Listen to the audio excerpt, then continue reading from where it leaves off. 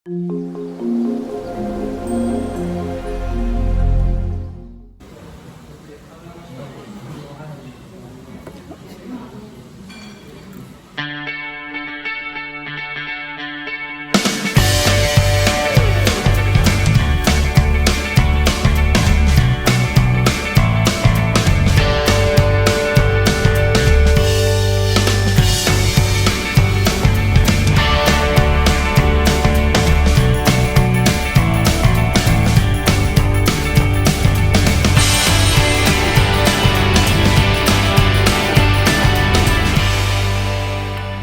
teman-teman semuanya, balik lagi ke channel aku, Bayu Purwo Eka. Hari ini aku bakal ngebahas tentang beasiswa lagi, yaitu beasiswa Bank Dunia buat yang mau sekolah ke Jepang. Sekarang aku nggak bakal sendirian karena aku bakal ditemenin oleh Santi. Nah, Santi ini adalah penerima beasiswa Bank Dunia yang saat ini sedang S2 di Jepang. Sebelum kita masuk ke pembahasan, kalian jangan lupa untuk like video ini. Dan bagi kalian yang baru di channel ini, jangan lupa untuk subscribe. Nah, bintang tamu kita sekarang adalah Santi. Jadi Santi bisa tolong kenalin diri ke teman-teman? Oke, makasih Kak Bayu. Perkenalkan, nama aku Santi. Aku asal dari Bali, Indonesia. Dan saat ini aku sedang sekolah S2 di The University of Tokyo, tepatnya di Graduate School of Public Policy. Nah, aku sekolah di sini pakai beasiswa dari World Bank, yang nama lengkapnya itu Kak Join Japan World Bank Graduate Scholarship Program atau JJWBGSP. Oke, panjang banget ya teman-teman ya. Jadi Santi ini sekarang lagi S2 di Todai, kampus yang paling bonafit di Jepang. Jadi orangnya ini pinter banget. Jadi teman-teman kalau mau tahu gimana tips and triknya Santi untuk dapat beasiswa ini, jadi stay tune terus sampai video ini selesai. Nah, sekarang kita ditemani oleh Parfait untuk menemani kita biar lebih rileks wawancara Santinya, karena terus terang aku tuh grogi banget buat wawancara Santi karena ini anak pinter banget. Jadi dia tuh junior aku waktu di Brawijaya, jadi tahu banget. Jadi biar tenang ya. Nah, Santi bisa nggak ceritain secara singkat kira-kira beasiswanya tuh kayak gimana sih? Oke. Jadi teman-teman, beasiswa World Bank atau JJWBGSP ini itu diperuntukkan buat orang-orang yang sedang mengenyam karir profesional. Jadi sudah harus profesional dulu, dalam artian sudah bekerja, itu minimum 3 tahun sampai 5 tahun. Berarti fresh graduate nggak bisa ya? Fresh graduate enggak, karena emang syarat utamanya harus sudah profesional. Nah, orang-orang yang bisa masuk itu dari negara-negara berkembang dan Jepang. Oh, berarti Jepang dan ASEAN kayak gitu ya? Negara berkembang, termasuk Indonesia di dalamnya, untuk mengenyam pendidikan S2 ataupun S3 di Jepang. Di Jepang ya? Jadi untuk undergraduate itu Belum bisa. Berarti ini beasiswanya itu untuk anak S2 yang sudah punya pengalaman kerja minimal 3 tahun ya? Oke, jadi teman-teman yang udah kerja minimal 3 tahun, kalian bisa mendaftar beasiswa ini kayak gitu. Nah, untuk persyaratannya sendiri tuh susah nggak sih? Persyaratan umumnya Kak, itu ada beberapa administrasi seperti sertifikat bahasa Inggris, jadi baik TOEFL ataupun IELTS. Nah, pada saat karena aku langsung apply-nya lewat Todai, University of Tokyo, saat itu sih yang tertera di persyaratan untuk TOEFL itu minimum 100. Itu yang IBT. Oh ya, harus IBT ya Kak ya, jadi tidak menerima ITT seperti itu, jadi harus IBT. Dan kalau IELTS itu minimumnya 6,5. Nah, kalau kemudian yang kedua, syarat yang kedua itu harus ada sertifikat GRE. Nah, cuman itu sifatnya expected, jadi tidak mandatory. Berarti opsional ya? Ya, opsional. Akan lebih baik jika disertakan karena itu menunjukkan keseriusan kita untuk apply kampusnya. Tapi kalaupun enggak, itu sebenarnya tidak apa-apa. Tidak apa-apa. Berarti kalau nggak punya pun nggak masalah ya? Masalah, karena ya opsional. Kemudian yang ketiga itu statement of purpose. Nah, jadi menurutku ini penting banget karena benar-benar menjadi penilaian utama.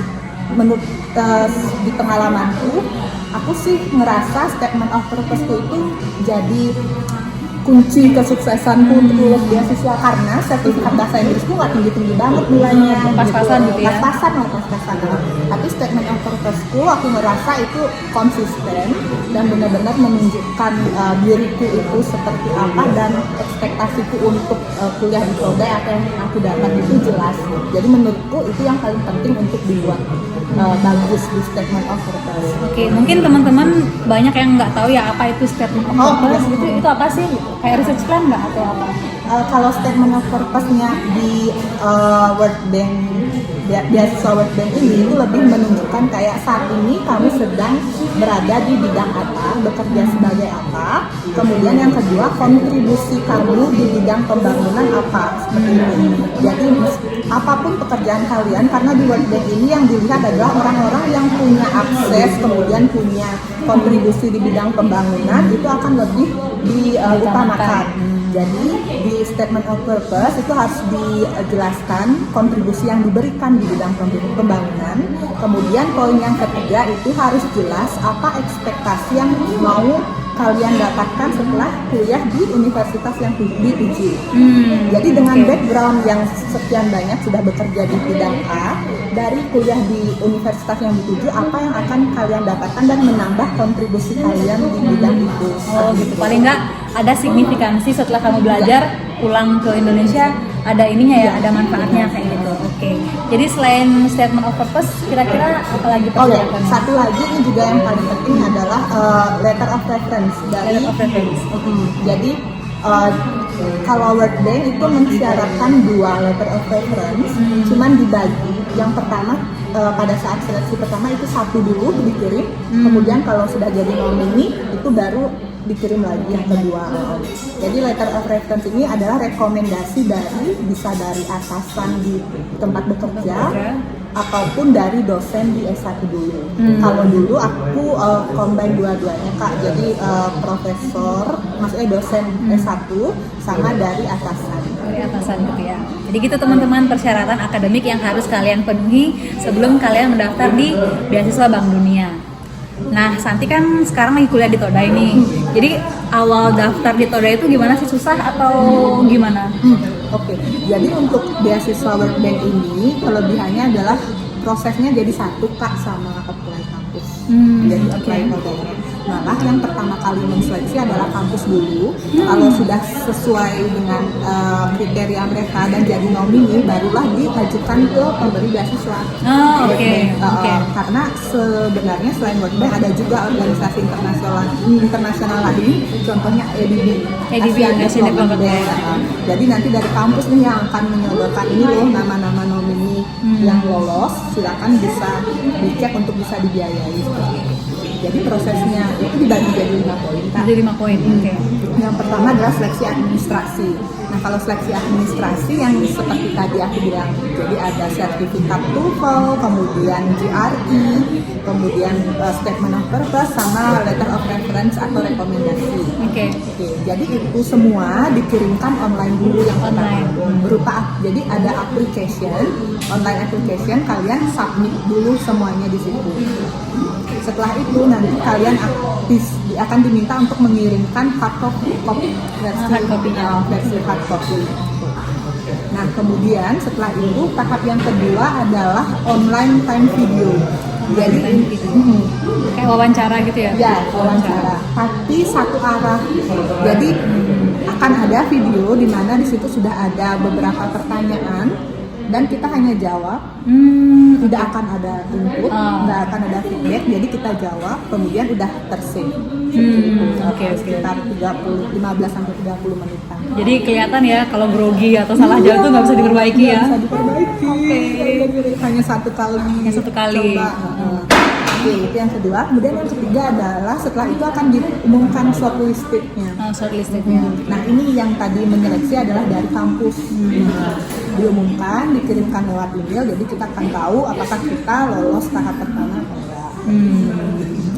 Kemudian setelah lolos itu baru yang keempat adalah interview. Nah interview ini barulah yang 2 arah. Jadi ada profesor itu yang akan menginterview kita. Oke, jadi yang nginterview itu hanya profesor, jadi pihak Bank Dunianya nggak Enggak. wawancara. Oh, jadi cuma dari kampus aja. Ya, dari kampus itu. Jadi nanti akan ada interview sekitar 30 menit. Bahasa Inggris kan ya? Bahasa Inggris. Bahasa Inggris. Oke. Dan yang terakhir udah pengumuman hasil. Jadi yang akhirnya berhasil dibiayai sama World Bank. Berarti ini bener-bener apa ya? Lumayan singkat ya? Seleksinya. Kira-kira iya. berapa lama itu? Ya, benar. Jadi untuk World Bank ini sendiri dari awal proses itu biasanya bulan November. November. Jadi kalian masih punya waktu ya. Sekarang bulan Juli, jadi Agustus, September, Oktober, November. 4 bulan lagi. 4 bulan untuk menyiapkan semuanya. Ya. Oke. Jadi akhir November itu pertama kali ada info atau bukaan, kemudian proses-proses, dan yang terakhir kali pada saat pengumuman hasil yang terakhir itu aku ingat banget 1 Maret. Oh, jadi lumayan 4 bulan aja ya? 4 bulan. Cepet banget itu teman-teman. Kalau Max kayak aku setahun nunggunya. Lama banget. Berarti ya lumayan lah ya. Cepet banget ya. Cepat. Jadi 1 Maret udah pengumuman hasil.